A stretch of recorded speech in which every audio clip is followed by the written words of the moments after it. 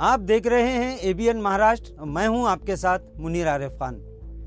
नाज़रीन, गुज़िश्ता लोकसभा इलेक्शन में औरंगाबाद लोकसभा सीट पर होने वाले चुनाव ने महाराष्ट्र की सियासत में एक नया सियासी इनकलाब पैदा किया था। मजलिस और वंचित बहुजन आघाड़ी इत्तेहाद के उम्मीदवार इम्तियाज जलील, शिवसेना बीजेपी इत्तेहाद के चंद्रकांत खैरे, कांग्रेस से सुभाष झांबड़ और आज़ाद उम्मीदवार हर्षवर्धन जाधव के बीच कांटे का मुकाबला हुआ था। गुज़िश्ता चुनाव की खास बात यह थी कि शिवसेना एनसीपी एक ही थी और शिवसेना बीजेपी दोनों का इत्तेहाद था। लेकिन इस बार औरंगाबाद लोकसभा सीट ही नहीं बल्कि पूरे महाराष्ट्र की सियासी तस्वीर कुछ अलग है, क्योंकि जहां शरद पवार की एनसीपी में फूट के बाद एनसीपी दो धड़ों में बढ़ चुकी है, वहीं महाराष्ट्र में अपना सियासी दबदबा रखने वाली शिवसेना के भी दो टुकड़े हो चुके हैं। जबकि शिवसेना उद्धव ठाकरे और बीजेपी ने भी अपना रास्ता अलग कर लिया, जिसके सबब इस मर्तबा यानी 2024 के औरंगाबाद लोकसभा चुनाव का गणित पूरी तरह से तब्दील हो चुका है। शिवसेना को मिलने वाले वोट दो हिस्सों में तकसीम होना तय है, जबकि महाविकास आघाड़ी उम्मीदवार को भी एनसीपी की बगावत का नुकसान उठाना पड़ सकता है।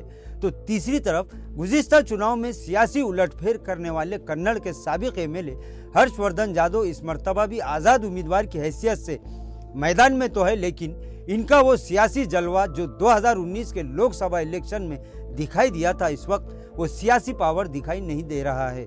उम्मीदवारी फॉर्म वापस लेने की तारीख से लेकर आज तक तमाम ही सियासी पार्टियों और उनके उम्मीदवार तशहीरी मुहिम में एक दूसरे पर सबकत ले जाने के लिए पूरे जिले के दौरे कर रहे हैं। तो वहीं आज़ाद उम्मीदवार और इस मर्तबा एमपी बनने का दावा करने वाले हर्षवर्धन जाधव इस मर्तबा यानी इंतखाबी तशहीरी भागदौड़ में कहीं नजर नहीं आ रहे हैं, जिसकी वजह से इस बार औरंगाबाद लोकसभा हल्के का मुकाबला ऐसा लग रहा है कि 4 उम्मीदवारों के दरमियान है।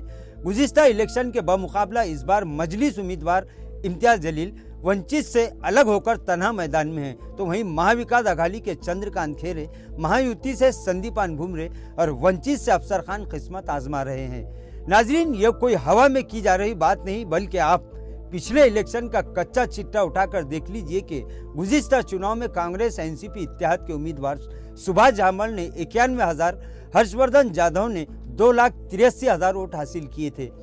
चंद्रकांत खैरे ने 3,84,000 और मजलिसी उम्मीदवार इम्तियाज जलील 3,89,000 वोट लेकर चंद्रकांत खैरे को 4,500 वोटों से शिकस्त देने में कामयाब हुए थे।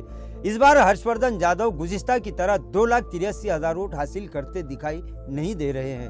वहीं इनके वोट 3 जगह तकसीम होना अब तय है।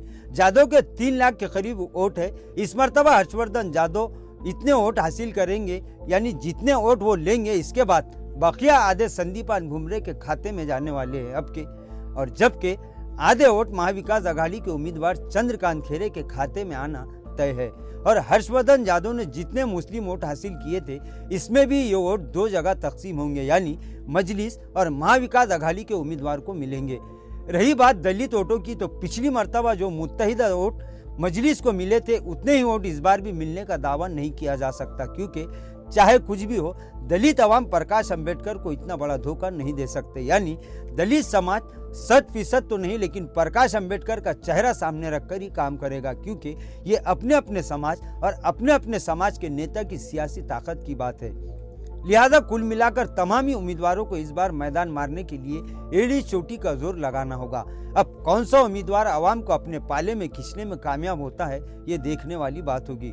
लेकिन आज यानी 5 मई को औरंगाबाद लोकसभा हल्के की सियासी तस्वीर और सियासी रुझान की बात की जाए तो 60 से 70% मुस्लिम वोट मजलिस के हक में जाते दिखाई दे रहे हैं, जबकि 10 से 15% मुस्लिम वोट दोनों ही पार्टियों यानी महाविकास आघाड़ी और वंचित के दरमियान अपना रुझान बता रहे हैं। लेकिन अब भी 8 दिन बचे हैं और यही 8 दिन औरंगाबाद लोकसभा सीट का सियासी मुस्तकबिल तय करेंगे। अब देखना यह है कि कौन सी पार्टी और कौन सा उम्मीदवार अपने मुकाबिल उम्मीदवार को पछाड़ने में कामयाब होता है और कौन औरंगाबाद जिले की सियासत का सिकंदर बनता है, ये तो आने वाला वक्त ही बताएगा। नाजरीन, आज के लिए बस इतना ही। कल फिर मुलाकात होगी कुछ नई खबरों के साथ। तब तक के लिए मैं मुनीर आरिफ खान आपसे इजाज़त चाहता हूँ। अल्लाह हाफिज़।